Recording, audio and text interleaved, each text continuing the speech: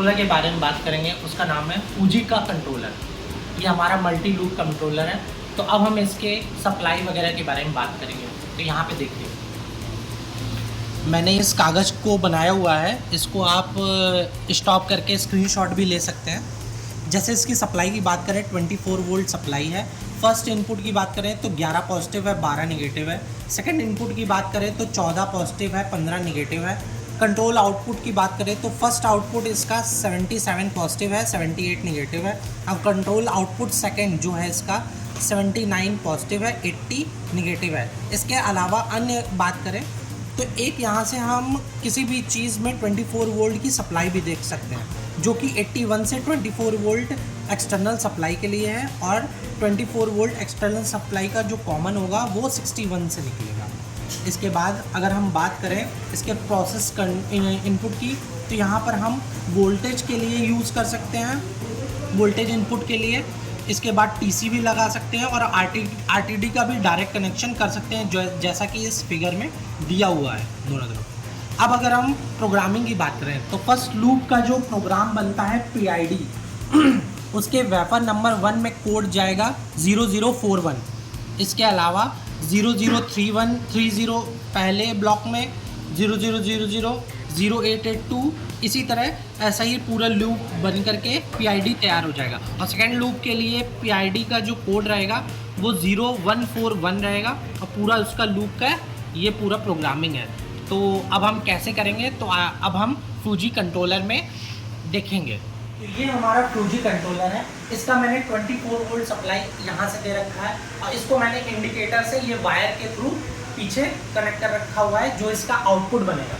इसके अलावा ये हमारा सोर्स है, जहाँ से हम 1 to 5 वोल्ट देंगे, और ये इसका पावर सोर्स है जो कि 230 है। हम इसकी प्रोग्रामिंग की बात करेंगे। तो जैसा कि सबसे पहले मेन्यू दबाएंगे, ये मेन्यू को दबाया, फिर इसके बाद ये पेज लिखा हुआ है, पेज को दबाएंगे, पेज के नीचे के बटन को दबाएंगे, पेज, फिर पेज के बटन को दबाएंगे। फिर इसके बाद ये देखिए थर्ड नंबर पे वेफर कनेक्ट आ रहा है, तो इस पे हम वेफर कनेक्ट पे जाएंगे। ये अप एंड डाउन की है, तो इसी के नीचे वाले कीज़ को यूज़ करके वेफर कनेक्ट में जाएंगे। और यहाँ पे हम अपना पूरा जो कि मैंने इस चार्ट में लूप 1 के लिए बताया था, उसको मैंने डाल दिया है। ये पहले से ही मैंने डाल दिया हुआ है, तो आप इसको एक एक करके सभी में डाल दीजिएगा। इसके बाद अगर दूसरे लूप में हमें कुछ करना है तो ये लूप के नीचे वाला बटन दबाएंगे, तो लूप 2 में ये जो सेटिंग दी गई है उसको हम लूप 2 में डाल देंगे, तो हमारा दोनों लूपों की जो सॉफ्टवेयर में जो कॉन्फ़िगरेशन है वो कंप्लीट हो जाएगा। इसके बाद अगर हमें बाहर आना है तो दोबारा मेन्यू बटन दबाएंगे। वहाँ पर हमने पीआईडी 1 और 2 में करने के बाद दोबारा हम ये मेन्यू बटन को दोबारा दबाएंगे। इसके बाद हम पेस्ट बटन को दबाएंगे। इसके बाद 2 नंबर पे हमारा कांस्टेंट आ रहा है, यहाँ पर हम कांस्टेंट में ये तीसरा वाला जो कांस्टेंट है CON3 में जा करके नीचे की तरफ जा करके वहाँ पर 0.01 लिखेंगे। अब देखिए यहाँ पर बैक आ रहा है, ये एरो के निशान आ रहे हैं, और यहाँ पे लूप लिख करके आ रहा है। तो हमको अगर नीचे अप एंड डाउन का की नहीं आ रहा है, तो अप एंड डाउन को की को लाने के लिए हम ये जो एलिप्स टाइप का ये जो सर्कल बना हुआ है, इस बटन को प्रेस करेंगे। इसके बाद देखिए यहाँ पर अप एंड डाउन की आ गया है, डाउन की ले जाएंगे। यहाँ पर हम जैसे मैं दोबारा इसको एंटर करके दिखा रहा हूँ, तो यहाँ पे एंटर लिख करके आ रहा है, एंटर करेंगे। यहाँ पे हम ये अब जितना रेड होता जाएगा उसी पर वो लिखेगा। तो फिर ये दबाया, फिर ये दबाया, फिर हम गए दोबारा, फिर यहाँ पर अप एंड डाउन की से हम यहाँ पर 0.01 लिख देंगे। ये हमारा लिख गया, वापस इसको एंटर कर दिया। इसके बाद हमें बाहर आना है तो मेन्यू की दबाएंगे और बाहर हम आ जाएंगे। इस तरह से यहाँ पर कांस्टेंट की भी जो कांस्टेंट इसमें डलना चाहिए वो हम डाल देंगे। अब अगर हम इसके पीआईडी सेटिंग की बात करें तो अभी ये लूप 1 में है, सेलेक्ट किया हमने, यही एलिप्स वाला जो सर्कल वाला बटन है इसको दबाएंगे। यहाँ पे पैरामीटर लिखा हुआ है, पैरामीटर। इसके बाद देखिए 1 नंबर पे P आ रहा है, 2 नंबर पे I आ रहा है, तीसरे नंबर पे D आ रहा है। तो P को चेंज करने के लिए एंटर, फिर रेड वाले को थोड़ा सा और स्क्रॉल करेंगे तो स्क्रॉल करने के लिए ये, तो इसी के नीचे वाला बटन 0। 50 कर देंगे, अप एंड डाउन की आ रहा है तो 5 करा अप एंड डाउन की से, फिर एंटर कर दिया, ये हमारा 50 हो गया है। इसके बाद हमें आई को चेंज करना है, आई हमें 30 है, इसको 25 करना है, तो फिर एंटर, फिर स्क्रॉल बटन, डाउन की 2, फिर स्क्रॉल बटन, फिर अप की क्योंकि बढ़ते हुए क्रम में है 25, एंटर, यह हमारा हो गया।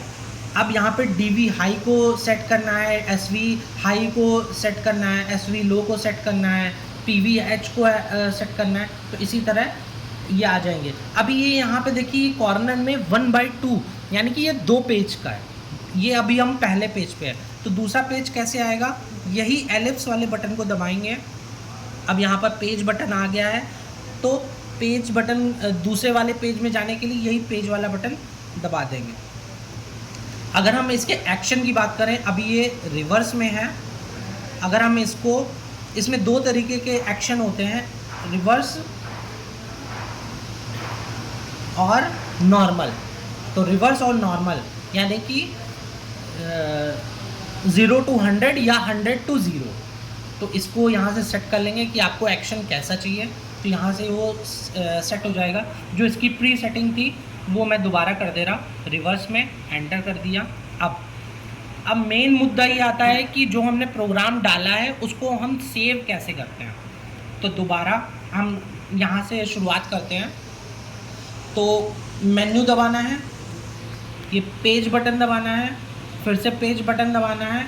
अब यहाँ पे देख रहे हैं आप फिक्स में है रेडी, तो सबसे पहले फिक्स में रेडी में ले करके आएंगे, इसको सेलेक्ट करेंगे, यहाँ पे येलो कलर का आ जाएगा मार्क।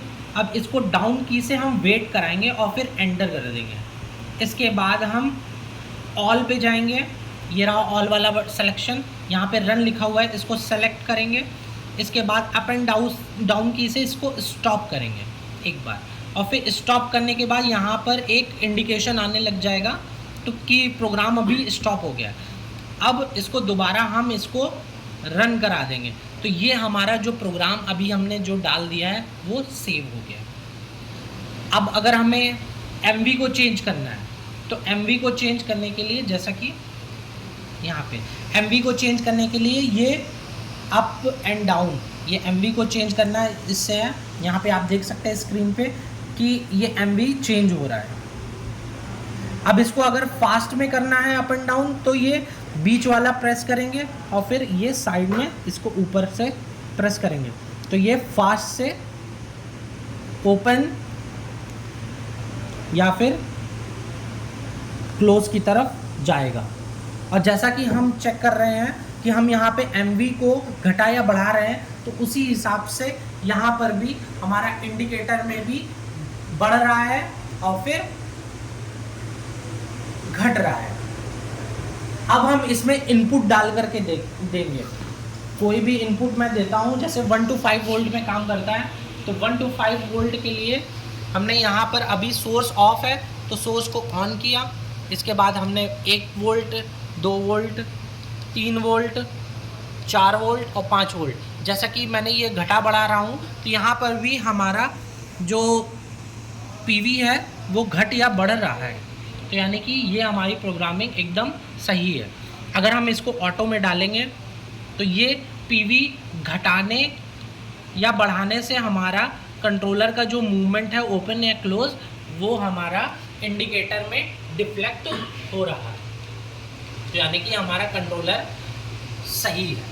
अब एक इम्पॉर्टेंट बात इसमें ये है कि पीछे के कनेक्शन में कि अगर आपने 2 PID सेटिंग ले रखी है तो फिर आपको, और दोनों में प्रोग्रामिंग कर रखी है, तो अगर आप पहले PID सेटिंग में अगर आप इनपुट देंगे तो आपका आउटपुट जनरेट नहीं होगा।